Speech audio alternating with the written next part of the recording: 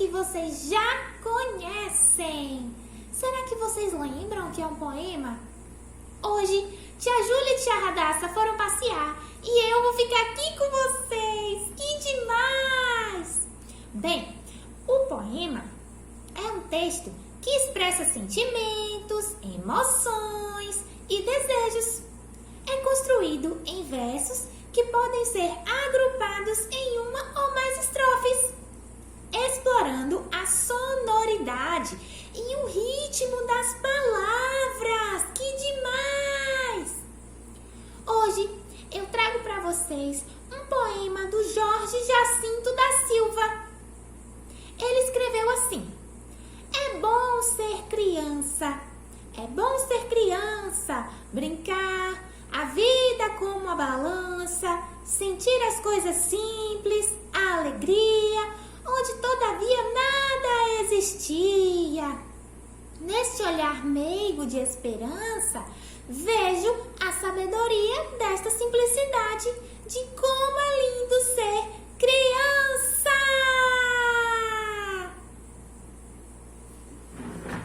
Olá, divininhos!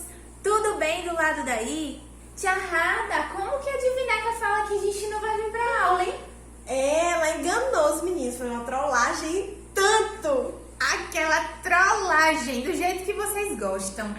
E aí, vocês gostaram do poema da Divineca sobre a beleza, o bom de ser criança? Esperamos que sim, hein? Hoje, eu e a tia Rada estamos aqui para conversar com vocês sobre esse gênero, o poema. Então, de acordo com a Divineca, nós já compreendemos que a principal função do poema é demonstrar emoções, sentimentos através de palavras. Essas palavras juntas formam versos. A quantidade de versos se transformam em estrofes. Essas estrofes podem ser rimadas, né? Uma palavra rimando com a outra.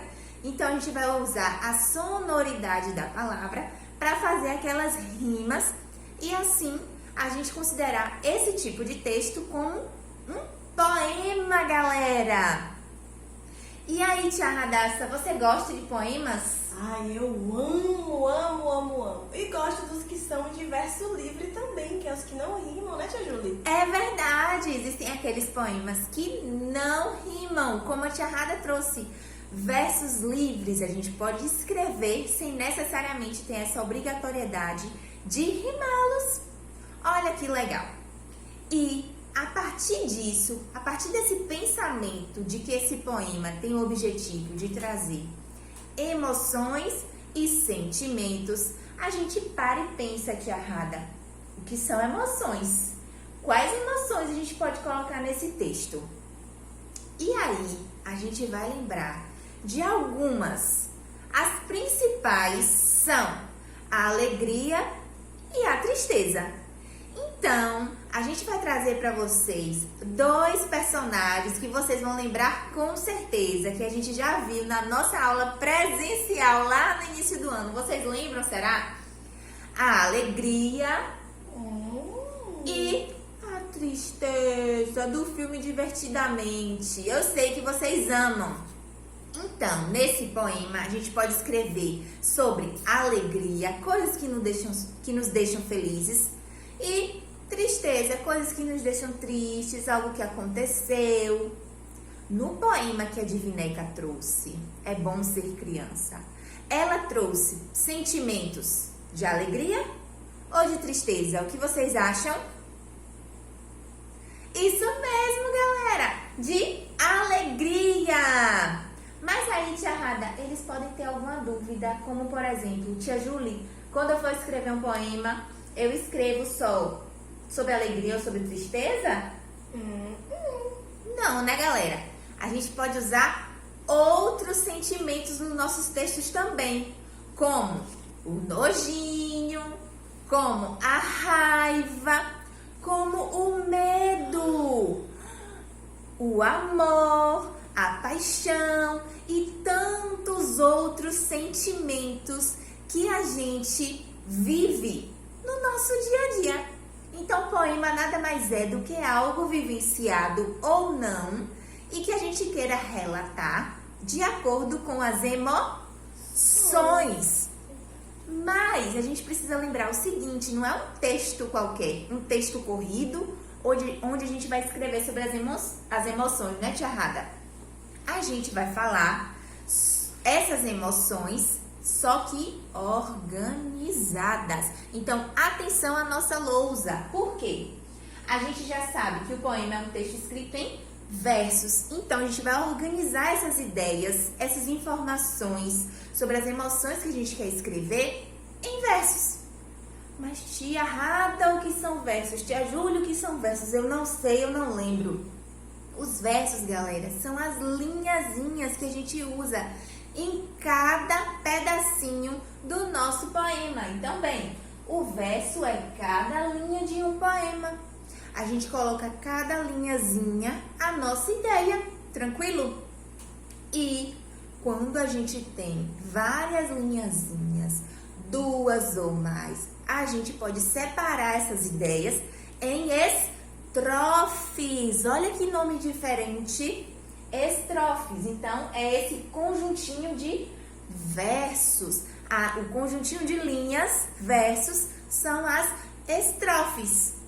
E para que essas estrofes possam ter uma ligação ou não, que não é obrigatório, como a tia Rada trouxe, tem alguns que tem, outros que não tem. A gente usa a sonoridade, a rima, que é o quê? A semelhança entre os sons de 2 ou mais palavras. Então, vamos analisar aqui o poema da Divineca. Isso mesmo. Bem, a gente tem aqui. É bom ser criança, brincar a vida como balança. Olha só a sonoridade. Rimou com criança. Sentir as coisas simples, a alegria, onde todavia nada existia. Então, rimou alegria com existia. Onde todavia nada existia, ok? Neste olhar meigo de esperança, vejo a sabedoria desta simplicidade de como é lindo ser criança. Esperança, criança. Então, aqui a gente tem o título, é bom ser criança. A gente tem os versos, que são as linhas 1, 2, 3, 4, 5, 6, 7 linhas, ou seja, 7 versos. E a gente tem apenas uma estrofe, porque todas as linhazinhas estão juntinhas, não pulou linha, não criou um espacinho. Se tivesse criado um espacinho, teriam as estrofes. Então, aqui a gente só tem uma estrofe. E embaixo, o nome da pessoa que fez. Nesse caso, foi o Jorge Jacinto da Silva Júnior. E a Divineca trouxe pra gente conhecer esse texto. E aí, interessante, né, tia Rada? Sim, tia Júlia, e super tranquilo, né? Eu sei que eles amam o poema, eles amam essas coisas de som, de ritmo, né? Beleza. E no nosso livro didático de língua portuguesa, a gente tem vários exemplos de poemas. Além dos poemas, a gente tem também os poemas visuais. Olha que legal, que nada mais são do que os poemas através da nossa visão. A gente passa a mensagem através do poema visual. Então, ele tem um formato de alguma coisa e vai passar uma mensagem pra gente. Então, olha só, como é que a gente vai fazer um poema visual? Primeiro, a gente vai pensar no desenho do poema. E aí, aqui a gente tem 2 desenhos para ilustrar. A gente tem o desenho do infinito e a gente tem o desenho da nuvem. Então, pensamos no tema, no desenho que a gente quer. Quem desenhou o infinito vai querer falar sobre isso. Quem desenhou a nuvem vai também fazer referência à nuvem. Depois que a gente pensa no desenho, a gente vai escrever no contorno desse desenho. Então, o texto vai ter o contorno do desenho. Então, aqui eu poderia colocar: a nuvem fica no céu branco, ela vai e vem, ela vai e vem, ela vai e vem. Eu poderia escrever aqui nesse contorno. Eu poderia escrever também sobre o infinito. O meu amor por você é infinito. Então, desenhando o meu texto nesse formato, eu passo a minha mensagem através de um recurso visual. Tranquilo, Tiara? Tranquilo, Tia Ju. Que demais, hein?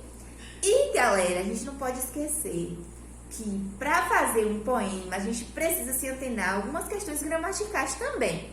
Vamos ver, então? Vamos sim, Tia Ju. E hoje a gente vai ver uma coisinha associada ao som. Aquela sonoridade, Tia Ju, que você falou. Que todo poema, ele tem esse ritmo, né? A gente não lê paradinho, a gente bota emoção. E as palavras vão ajudar nesse caso.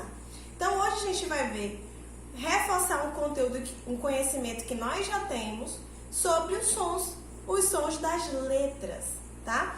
Os sons de letras que são parecidos e os sons que são resultado do encontro, né, ou da amizade de duas consoantes. Conteúdos que nós já vimos. Então, nós temos como conteúdo os dígrafos e o uso do T e do D, que tem um som bem parecido. Só que a gente tem que se atentar, né, para diferenciar quando vem o T e quando vem o D, beleza? Então, nós temos duas palavras aqui, ó, dado e tato. As vogais são as mesmas, estão na mesma posição. O que mudou foi a letra, né? Dado, só aparece o D, e tato, só aparece o T de consoante. Então, a gente vai ter que prestar bem atenção ao que a gente quer, porque o D ele tem um som um pouquinho mais fraquinho, dado, e o T já tem um som mais forte, tato. Então, a depender da nossa intenção, a gente pode usar o D ou o T. E se a gente tiver dúvida no momento de escrever qual é a consoante, é só pronunciar com calma. É um som mais fraco, D. É um som mais forte, T. Beleza? Nós sabemos também que algumas consoantes têm vários sons, pode representar mais de um som, né? Assim como as vogais, elas podem ser abertas, fechadas, nasalizadas. Algumas consoantes possuem mais de um som. E também existe uma coisinha, que é um som diferente, como nós vimos já conhecemos alguns dos dígrafos. Porque o que é o dígrafo? É quando duas consoantes se juntam para produzir um som específico. Então, nós já conhecemos o som do NH, NH, do LH, LH, e do X, né? Do X, que vem com CH. E aí a gente lembra muito do som do X, né? Também, ele sozinho. E já vimos também mais dois dígrafos, que são o RR e o SS, que para ter esse som original da letra, quando ele está entre duas vogais, ele tem que estar dobrado, beleza?